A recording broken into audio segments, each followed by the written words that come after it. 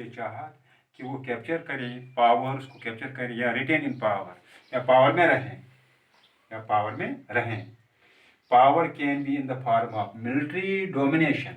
ये ऐसा होता है कि या तो मिलिट्री डोमिनेशन होना चाहिए, गलबा होना चाहिए, ये पावर होना चाहिए, या इकोनॉमिक पावर, या इकोनॉमिक पावर हो, या कल्चरल डोमिनेंस हो, या कल्चर हो गया तहजीबी जो गलबा हो। तो इस तरीके से ये कोशिश करते हैं, कौन सी जो करते हैं, जो ये इंटरनेशनल पॉलिटिक्स जो होते हैं, ग्रुप ऑफ कंट्रीज जो होती हैं, या कंट्रीज जो होते हैं, या ग्रुप ऑफ कंट्रीज होते हैं, वो कोशिश करते हैं कि हमें पावर कैप्चर होना चाहिए या पावर में रहना चाहिए।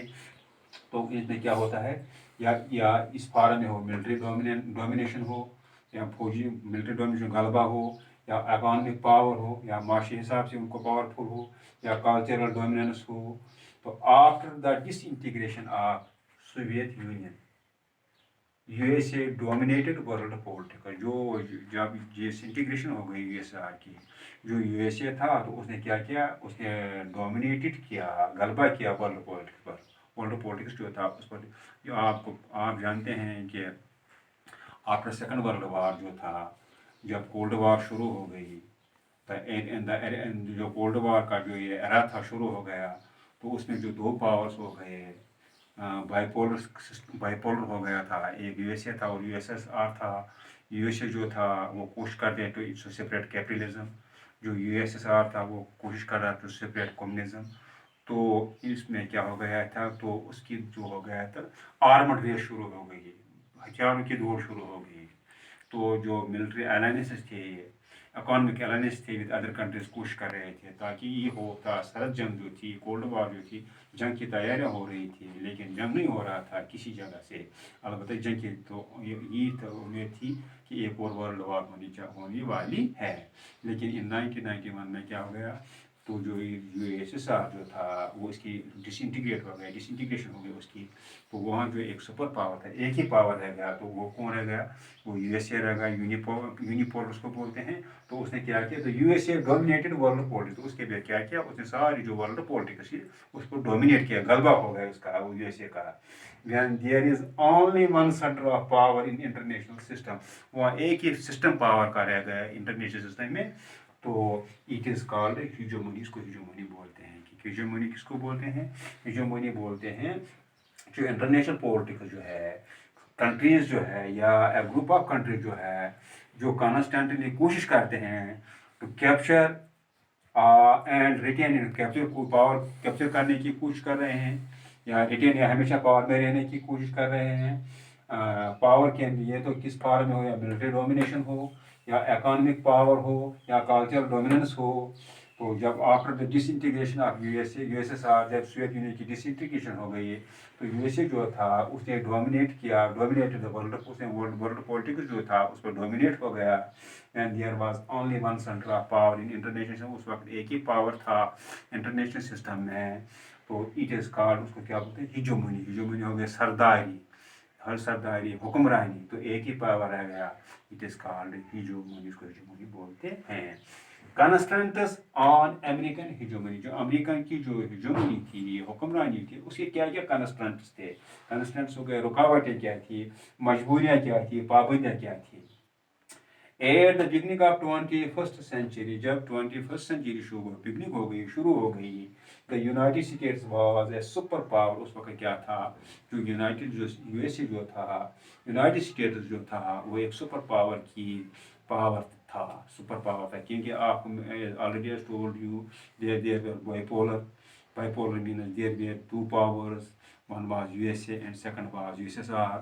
After the disintegration of USSR, there remained only one power, which is called, only एक पावर रह गया, यूएसए जो डोमिनेट हो गया वर्ल्ड पॉलिटिक्स पर। There was only one centre of power international system, तो यूएसए ही एक ही रह गया।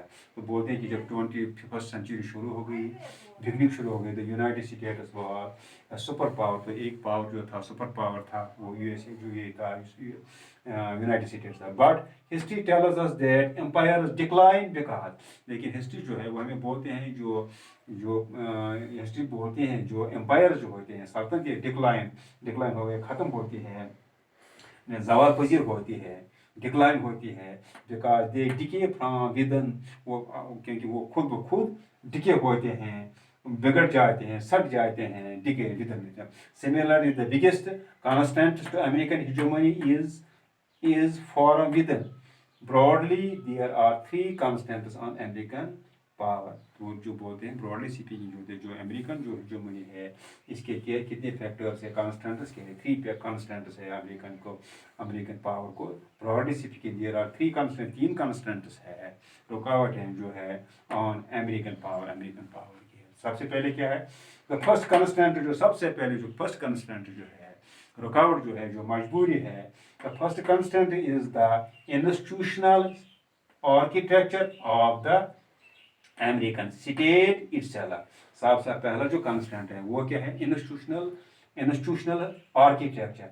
इंस्टीट्यूशनल जो है, इंस्टीट्यूशनल हो गया वजूद, आर्किटेक्चर हो गया तामीर का फन या इल्म, जो उसका जो फन था, जो आर्किटेक्चर था, institutional architecture of American state का इटसेल्फ, इसका जो आर्किटेक्चर था, architecture institutional architecture of American state itself है पहला जो कांस्टेंट है. America system is based on the division of powers between three organs of government.